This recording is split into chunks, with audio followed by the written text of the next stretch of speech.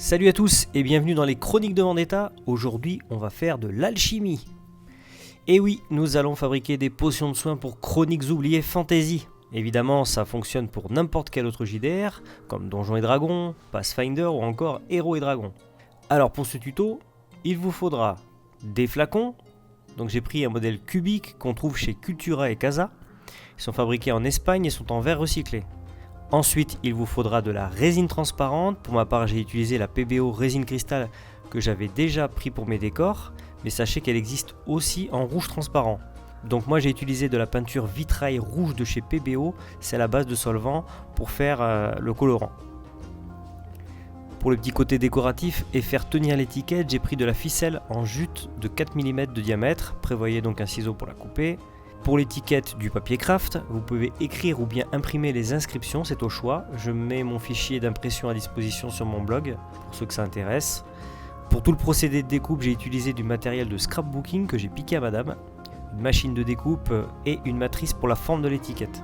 Si vous n'avez pas ce matériel, ce n'est pas grave, vous pouvez très bien le faire manuellement. Et ne pas oublier le plus important, les dés. J'ai pris des transparents pour les potions de vie et des rouges nacrés pour les élixirs de guérison.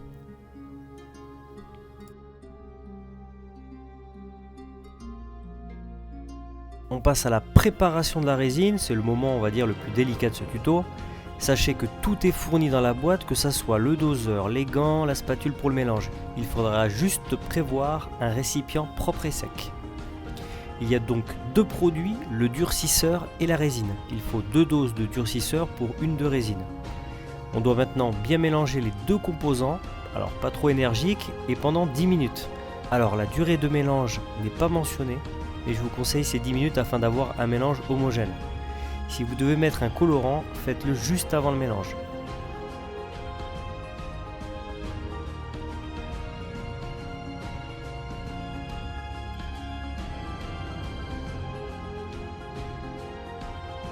Une fois les 10 minutes effectuées, on va couler le mélange dans les flacons.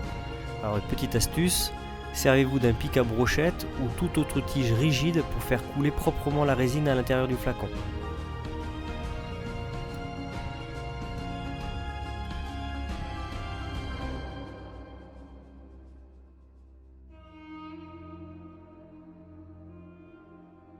Et maintenant on va laisser sécher pendant 24 heures à l'abri de la poussière. Et voilà donc 24 heures plus tard la résine a durci et on va pouvoir attaquer la suite. Donc on a imprimé sur une feuille craft A4 les inscriptions des potions. On découpe une bande pour pouvoir passer dans la machine à découpe.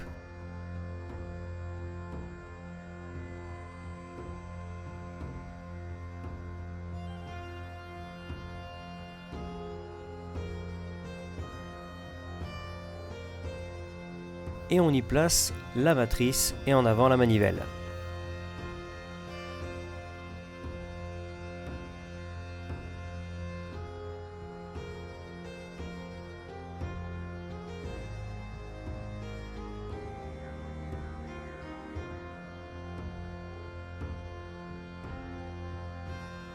Étant donné que le trou pour la ficelle est trop petit, j'utilise une perforatrice réglée sur un diamètre supérieur à 4 mm.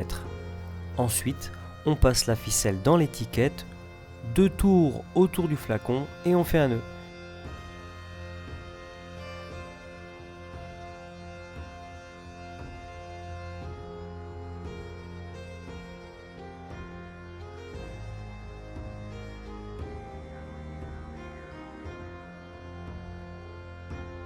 Voilà, il n'y a plus qu'à y mettre le dé, le bouchon et on est bon.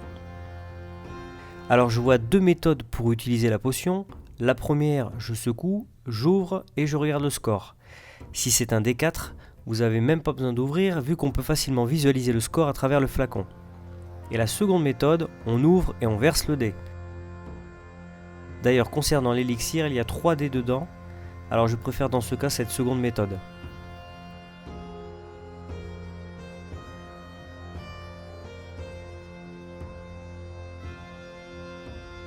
Pour revenir un peu sur l'étiquette de potion, vous pouvez découper vous-même à la forme. Il suffit d'utiliser le gabarit que je vous mets à disposition sur le blog. Pour reproduire les petits tirés autour de l'étiquette, vous pouvez le faire avec un feutre fin si vous décidez d'écrire directement sur le craft. Comme j'ai pensé à vous, j'ai mis dans le fichier d'impression une version des étiquettes avec et sans tiret. Autre alternative, vous pouvez aussi faire une étiquette autocollante que vous mettez sur le flacon. La corde du coup devient optionnelle mais peut être aussi décorative. Voilà, j'espère que ce tuto vous a plu. N'hésitez pas à passer sur le blog chronique-vendetta.fr où je récapitule tout le matériel nécessaire. N'oubliez pas de vous abonner à la chaîne et je vous dis à bientôt.